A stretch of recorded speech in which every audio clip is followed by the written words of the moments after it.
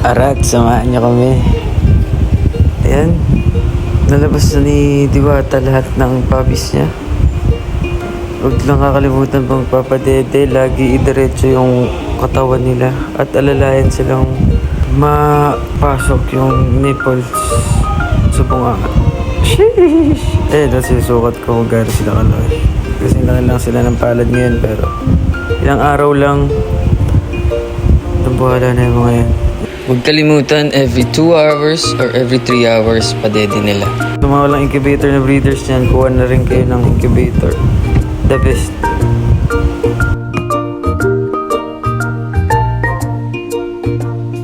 Ang kaso. Tapos na biglang may nilabas na isa tong si Diwata. Kailan na nakapaglinis ka at lahat. Pero game pa rin, syempre.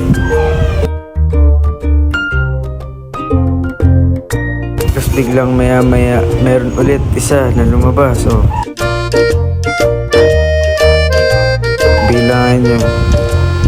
1, 2, 3, 4, 5, 6, 7. Oh, diba? Wala ko talaga, Billy. Thank you sa pagsama sa amin. Let's get it!